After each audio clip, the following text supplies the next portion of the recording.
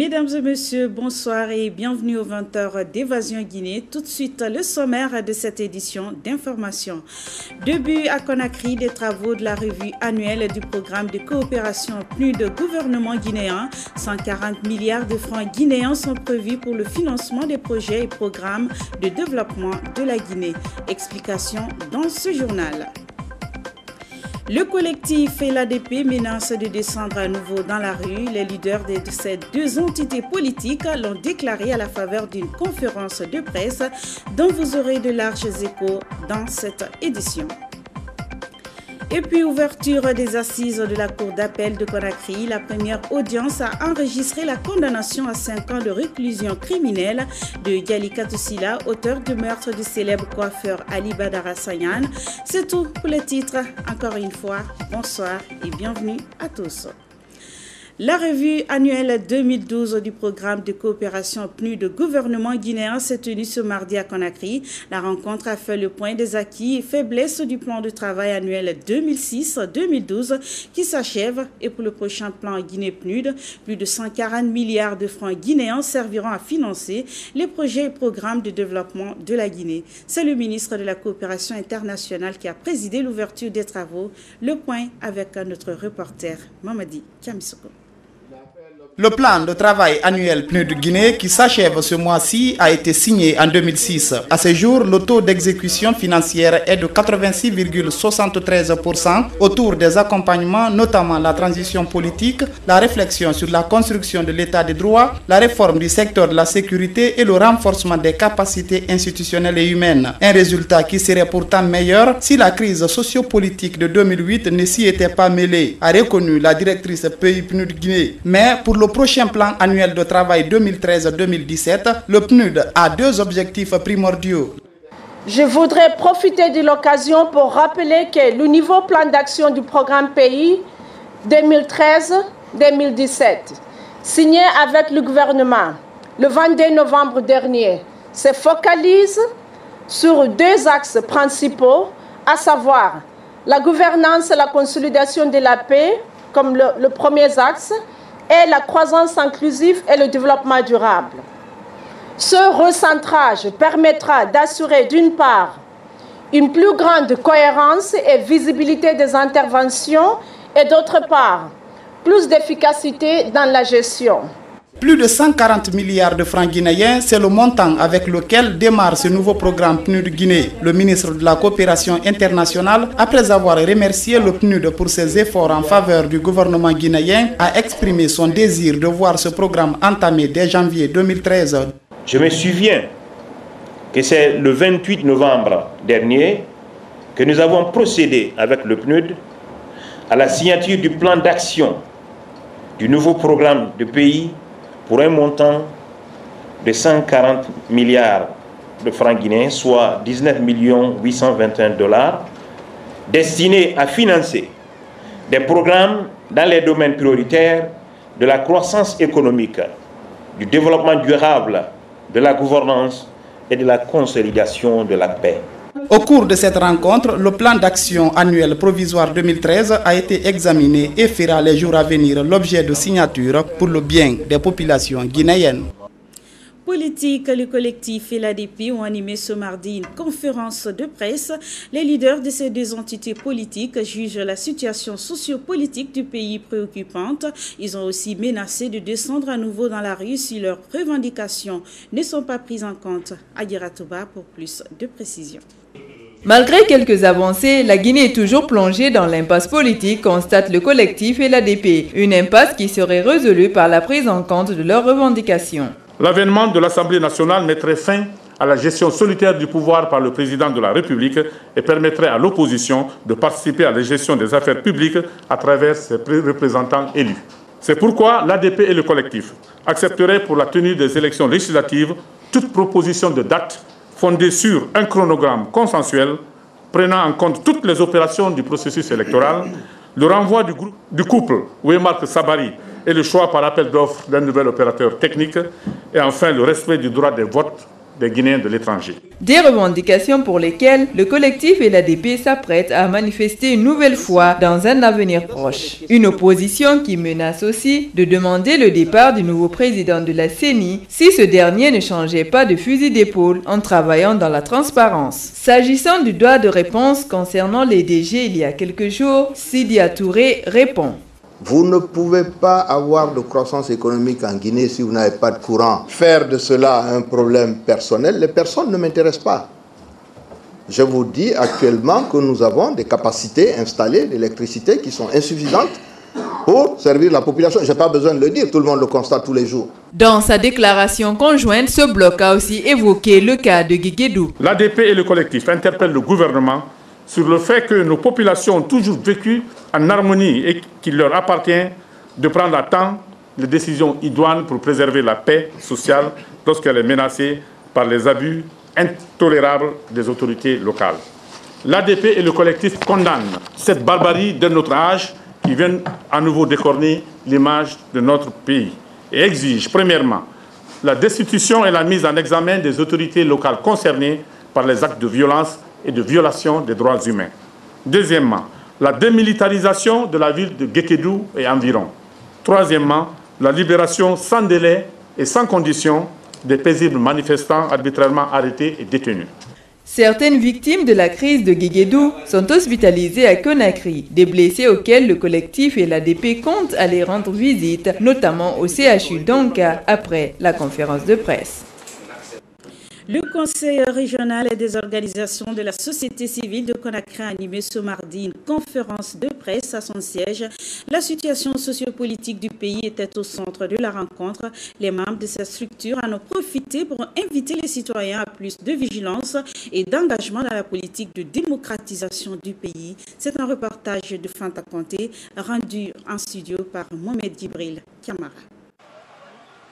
C'est dans le souci de pérenniser les acquis démocratiques que le Conseil régional des organisations de la société civile de Conakry a tenu cette conférence de presse. Une rencontre qui a débuté par la lecture d'une déclaration dans laquelle il a fustigé le retard accusé dans l'organisation des législatives. Retard dû en grande partie aux incompréhensions entre les acteurs impliqués dans le processus électoral. Un état de fait qui a aujourd'hui de graves conséquences sur la situation socio-économique de la Guinée.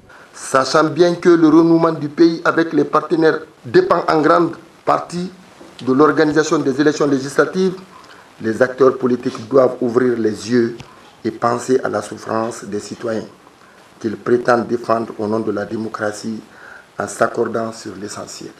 La société civile guinéenne doit rester vigilante et mobilisée. La CENI doit communiquer de façon collégiale aux citoyens guinéens sur la forme et fond de chaque étape du processus d'organisation d'élections, y compris la dernière date annoncée pour l'organisation des élections. Pour pallier à d'éventuelles crises politiques dans le pays, le Conseil régional des organisations de la société civile invite non seulement les citoyens à plus de vigilance et d'engagement, mais aussi les acteurs politiques à privilégier le dialogue en mettant surtout l'intérêt supérieur de la nation au-dessus de toute autre considération partisane ou égoïste. Nous invitons les citoyens guinéens et ceux de Conakry en particulier à plus de vigilance et d'engagement pour mettre un terme aux agissements politiques et d'empêcher la volonté des partis politiques, qu'il s'agisse de mouvances ou d'opposition, de confisquer ou de bloquer le processus électoral en cours.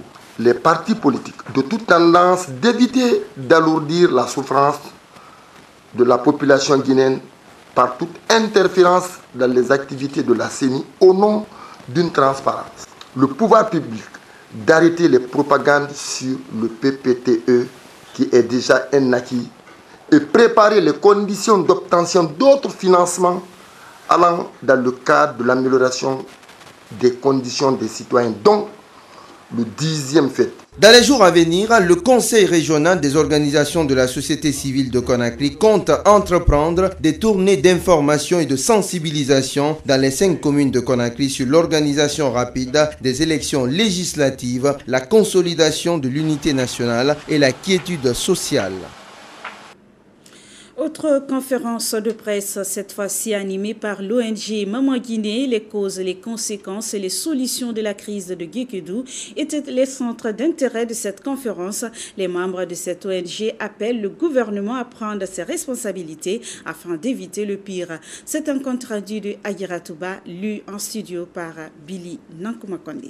Mama Guinée, une ONG de défense des droits humains, déplore les violations des droits des citoyens qui ont entraîné des morts et de nombreux blessés à Guékédou. C'est avec regret et déception que nous constatons le recul démocratique, l'injustice sociale et la tribalisation de l'appareil administratif dans notre pays. Nous interpellons les autorités à tous les niveaux de prendre les mesures urgentes qui s'imposent afin d'éviter le chaos, en prenant en compte les revendications essentielles des populations, à savoir le limogeage du préfet qui a failli à sa mission et le secrétaire général chargé des affaires administratives qui, à son tour, a instauré un système administratif à l'image du parti au pouvoir. L'ONG Mama Guinée s'étonne du silence des autorités et les invite à prendre leurs responsabilités. Nous condamnons le silence coupable du président de la République, le Premier ministre, le CNT, le Conseil économique et social, la société civile, le ministère de la République et les confessions religieuses. Nous demandons à l'autorité d'agir dans le même esprit que les premiers cas survenus dans les préfectures de Dubreka, Sigiri, Zérekoré et Béla tout dernièrement. Pourquoi pas Guékédou? En outre, Mama Guinée invite le gouvernement à mettre fin au mouvement de soutien dans le pays qui, selon l'ONG, sont source de divisions et de conflits. Elle demande aussi l'ouverture d'une enquête à Zérekoré afin de situer les responsabilités.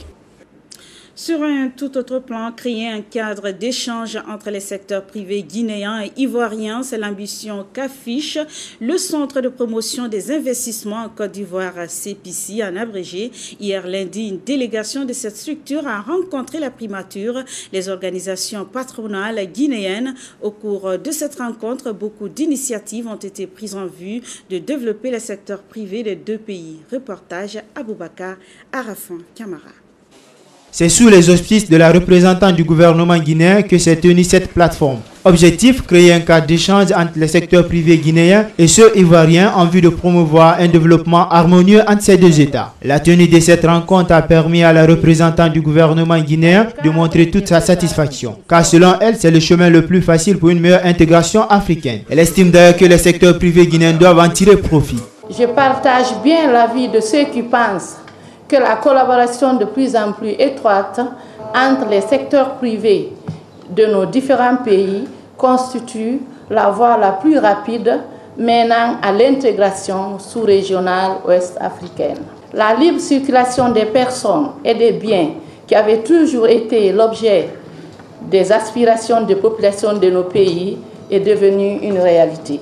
Nos secteurs privés se doivent de tirer le maximum de profit de leur proximité géographique. L'ambassadeur ivoirien et le directeur général du CPICI ont à leur tour félicité le gouvernement et les secteurs privés guinéens pour leurs efforts pour la tenue de cette rencontre. Ils estiment que les relations guinéo-ivoiriennes sont au beau fixe. Parce que depuis un an que je suis en poste ici, tout se passe normalement. Les autorités guinéennes ne ménagent aucun effort pour nous permettre de travailler dans de bonnes conditions. Au-delà des bons rapports de voisinage, des rapports de fraternité, d'amitié, le constat est fait que les rapports d'affaires, les rapports commerciaux sont en déficit. Et c'est pour cela qu'on nous a demandé, on nous a instruit, nos autorités nous ont instruit de faire en sorte de pallier cette lacune-là. Et donc l'ambassade de Côte d'Ivoire a souhaité organiser le forum économique. Et pour ce faire, nous nous sommes adressés à nos autorités. Et la structure idoine pour organiser ce type de forum, c'est bien entendu le Centre de promotion d'investissement de Côte d'Ivoire, le CPICI. Et donc c'est pour organiser dans de bonnes conditions ce forum qu'une délégation de haut niveau de Côte d'Ivoire est là aujourd'hui pour rencontrer le secteur privé guinéen. Cette rencontre, cette mission rentre en droite ligne sur la volonté des deux chefs d'État de pouvoir privilégier la coopération sud-sud. La deuxième raison est que nous ne faisons que mettre en œuvre les recommandations de la commission mixte qui a souhaité que des actions concrètes soient menées pour qu'en plus des relations diplomatiques et politiques qui ont lieu entre les deux pays, que les hommes d'affaires aussi entretiennent des relations entre ces deux pays.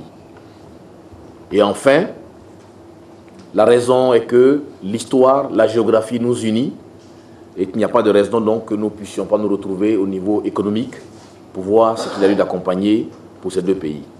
Il est à rappeler qu'une conférence de presse sera organisée ce mardi pour discuter du prochain forum prévu en 2013. D'une rencontre à une autre, ouverture ce mardi à Conakry de l'atelier de formation des pères éducateurs sur la prévention des IST, VIH-Sida. La rencontre devrait permettre de donner de larges informations sur les modes de transmission et de prévention contre cette maladie. L'initiative est du Comité national de lutte contre le sida. Explication Fanta Conté. Cet atelier de formation regroupe une quarantaine de participants venus des différentes structures relevant du ministère d'État de l'économie et des finances et du ministère délégué au budget. Il sera question au cours de ces 3 journées de travaux de donner de larges informations à ces pères éducateurs sur des modes de transmission et de prévention des IST, VIH-Sida. Une démarche qui vise à mieux les outiller afin qu'ils soient des messagers, des éducateurs convaincants auprès de leurs collègues ou de leurs proches. Une manière de redynamiser la lutte contre cette pandémie qui fait actuellement des ravages dans le monde. Notre intention est de créer une atmosphère qui soit à la fois informative et agréable et qui implique tout le personnel de notre département. C'est en effet une exigence de santé publique. C'est l'occasion de notre volonté, l'expression de notre volonté de voir demain tous nos collègues pleinement responsabilisés face aux dangers que représente cette maladie. À partir de 2010 jusqu'en 2015, vraiment, il ne faudrait plus qu'il y ait de nouvelles infections. Cela veut dire que nous aurons appris ici aujourd'hui comment on se protège, que nous aurons appris aujourd'hui comment le VIH se transmet et nous aurons appris aujourd'hui comment utiliser le préservatif pour ne pas s'infecter. Nous allons apprendre aujourd'hui comment nous mettre à disposition des malades qui sont nos proches, nos collaborateurs, afin qu'ils meurent, mais pas de sida, mais autre chose. Cette année, c'est sous le slogan « Ensemble, nous vaincrons le sida » que la Guinée a célébré la journée internationale de lutte contre cette maladie, comme pour dire qu'une synergie d'action est nécessaire pour une lutte efficace, pouvant déboucher sur des résultats probants. D'où l'organisation du présent atelier par le ministère délégué au budget, et ce afin d'appuyer le CNLS dans son combat. Il me paraît judicieux que les cadres et agents de notre département, qui sont garants de l'économie du pays, aient une compréhension commune sur l'ampleur de cette maladie, en vue de construire ensemble une réponse harmonisée. Nous soutenons de tout ce que nous pouvons avoir comme moyens financiers à mettre à la disposition de l'Organisation nationale de la lutte contre le sida, pour la Guinée, à l'instar des autres pays, puisse emboîter les autres pays et pour que la Guinée, dans un proche avenir, à partir des allocations budgétaires que nous allons allouer à la lutte contre cette endémie, pour que notre pays puisse contribuer aussi à la lutte efficace contre le VIH, contre le sida. L'objectif aujourd'hui des acteurs impliqués dans la lutte contre les IST, VIH-Sida est de combattre l'exclusion, la discrimination et la stigmatisation des personnes infectées et affectées par cette maladie, car comme dirait l'autre, le sida n'est plus une fatalité. Justice à présent, les assises de la Cour d'appel de Conakry ont repris hier au menu de la première audience le dossier relatif au meurtre du célèbre coiffeur Ali Badara Sagnan, alias Valdo pour les intimes. C'était le 14 janvier dernier à Kindia. L'auteur de ce forfait, Djelika Toussila, a été notamment condamné à 5 ans de réclusion criminelle. Les précisions avec notre reporter Fali Gilavoudi. C'est devant un prétoire plein que les assises ont repris ce lundi, ici à la cour d'appel de Conakry. Au menu, un dossier très attendu, les coups et blessures ayant entraîné la mort du célèbre coiffeur Ali Badara Sagnan par sa copine Djelika Toussila. Cette dernière, visiblement déçue de son acte, a demandé pardon à la famille de celui que beaucoup appelaient affectueusement Valdo. Cependant, au cours des débats très houleux, Djelika Toussila n'a pas reconnu la charge qui pèse sur elle. Après les plaidoiries des différentes parties, la Cour a rendu son verdict dans cette affaire. Vu la délibération qui précède, la Cour et le jury réunis Après en avoir délibéré et voté ensemble et sans désemparer conformément à la majorité des voix, condamne Dialikatou Silla à 5 ans de réclusion criminelle et condamne l'accusé à lui payer la somme de 50 millions de francs guinéens à titre de dommages et intérêts. La partie civile salue la décision de la Cour et estime que le droit a été dit dans ce dossier. Je ressens le sentiment de joie, de satisfaction, dans la mesure où la loi a été appliquée, le droit a été appliqué. La Cour nous a accordé une modique somme de 50 millions de dommages et intérêts. On en avait demandé 500 millions. Ces arguments sont réfutés en bloc par la défense. Cette dernière s'est dit surprise de la peine de 5 ans. Elle entend sur ce se pourvoir en cassation en vue d'annuler la décision. J'avoue que je tombe de nuit, vu la teneur de cette peine. Ce qu'on pourrait faire pour cette demoiselle, peut-être la condamner à une peine assortie de sursis, mais pas la condamner à 5 ans de prison ferme. La Cour est même sortie hors du cadre des réquisitions du ministère public, qui a requis 3 ans de prison. Nous avons une voie de recours qui est le pourvoi en cassation et nous allons user de cette voie. Du côté de la famille Sagnan, c'est la consternation. 5 ans ne va pas ramener notre frère, ni 10 ans, ni 20 ans. On va se soumettre devant Dieu, on va lui prier pour qu'il lui pardonne et lui donne son paradis pour toute une éternité. C'est pas un changement ça, parce que comment est-ce qu'un procureur peut être du même avis que la défense? A précisé que c'est le 14 janvier 2012 et au cours d'une bagarre violente que Valdo a été poignardé par sa copine Dialikatou à Kindia.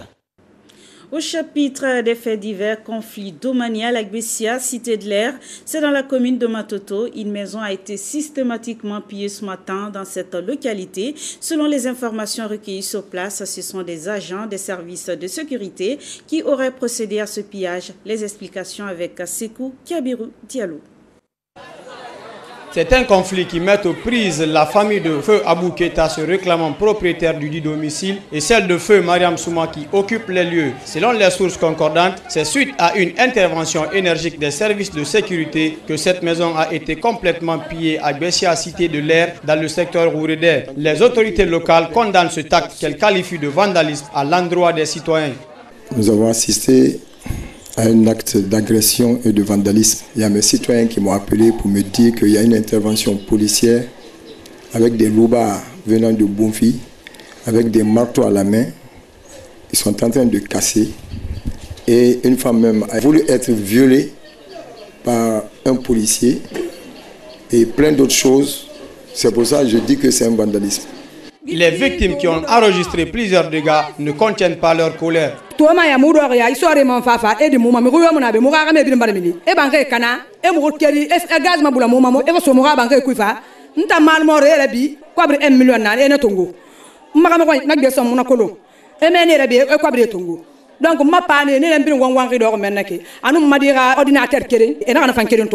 Le chef du quartier de Gbessia Cité de l'air avoue que ce acte ne restera pas impuni. Je porte plainte contre ceux qui sont venus dans mon quartier sans passer par moi.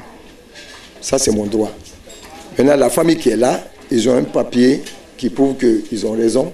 C'est à eux de saisir maintenant la justice. Ce n'est pas à nous de le faire. C'est à eux. Nous avons constaté les dégâts. Nous avons vu tout ce qu'il y a. Nous allons faire la liste de toutes les pertes.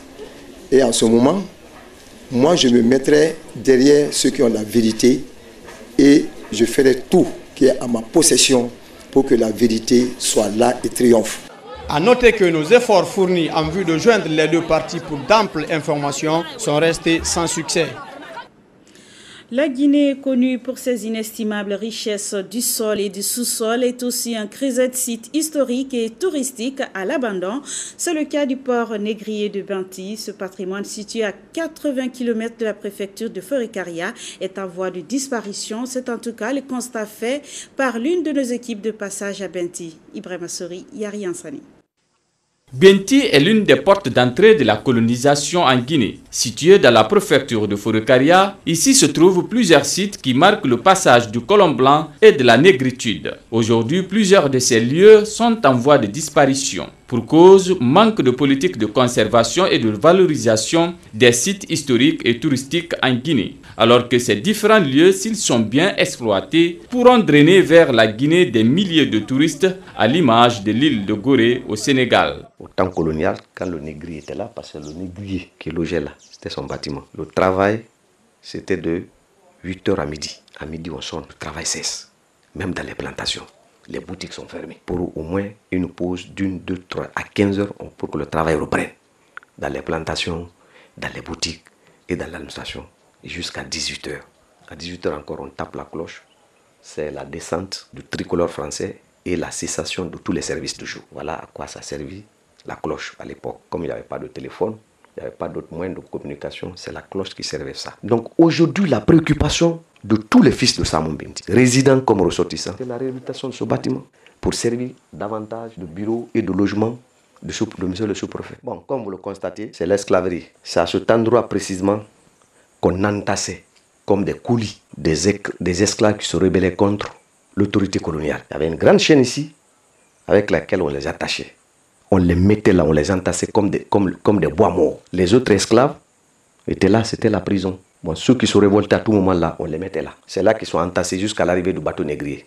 Dès que le bateau arrive, on les envoie là-bas au port. C'est une perte énorme, pas seulement pour Mbenti, mais c'est pour la nation guinéenne. L'arbre séculaire que vous voyez en face marque le passage de l'explorateur français, capitaine de la marine René Caillé en 1875. Vous avez vu l'état de ce patrimoine. Grâce à l'érosion marine, nous tendons à perdre ce bijou. C'est pourquoi nous ferons appel aux bonnes volontés pour que cet arbre soit ressuscité. Chaque année, des étudiants en tourisme viennent visiter ces lieux à Mbenti. C'est la raison pour laquelle les fils de Samou Mbenti appellent les autorités gouvernementales, notamment les ministères de la Culture, du Patrimoine historique et du Tourisme, à intervenir pour réhabiliter ces sites, des sites qui disparaissent à petit feu dans un village abandonné où l'accès relève d'un parcours de combattants à cause du mauvais état de la route. Sport à présent pour boucler cette édition. Les FC Séquence de Dixine a un nouveau président, Abdourahmane Kaba, président directeur général de Guinée, national contracteur, a officiellement reçu des mains de Kanfori Lapé Bangoura, président sortant, les documents administratifs du club. C'était à l'occasion d'un point de presse. Maury Traoré y était. Voici son compte rendu.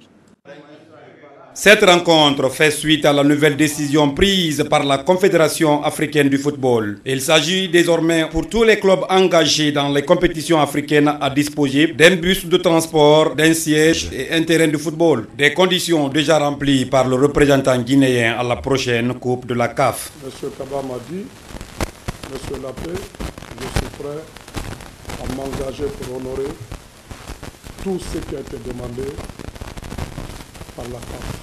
Lors de cette conférence de presse, il a été annoncé que le PDG de Guinée National Contractor qui prendra désormais en main les destinées du FC Séquence. Depuis un bon moment, j'avais été consulté par M. Lapé qui a demandé à ce qu'il soit assisté pour pouvoir supporter l'équipe Séquence qui avait des problèmes financiers par moment. Je ne sais pas qui lui a donné l'information que je suis quelqu'un qui s'intéresse beaucoup au sport, mais très discrètement. C'est l'occasion de vous le dire, c'est moi qui supportais depuis un moment l'équipe de Kirwane. J'ai fait 5 ans. La nouvelle équipe dirigeante du FC Séquence dit être en contact avec certains clubs européens, l'histoire de permettre au FC Séquence de se placer au sommet du football africain. Alors l'apport d'Arinvest, il est simple, comme je vous le disais, c'est d'apporter son réseau relationnel, son expertise à l'international et essayer de voir si nous pouvons ensemble professionnaliser le club. Je ne dirais pas comme un club européen, mais au moins qu'on puisse se frotter aux clubs historiques qui existent déjà en Guinée-Conakry. J'ai cru comprendre au regard de mon séjour d'1 mois. Cette mission, c'est 1 mois, ça fait 1 mois et demi que je suis ici. Je suis ici depuis le 30 octobre. Et pour vous faire part à quel point les négociations ont été âpres et les exigences sont nombreuses. Donc, mon apport sera un apport extérieur, en sponsoring et en partenariat. La cérémonie a été clôturée par la remise du document administratif au nouveau président. Voilà, mesdames et messieurs, c'est ainsi que se referme cette édition d'information que vous pouvez également retrouver sur notre site internet www.groupeevasionguinée.info. Merci de votre aimable attention et excellente suite de programme à notre compagnie. Bonsoir à nos téléspectateurs de la commune de Dixine. Au revoir.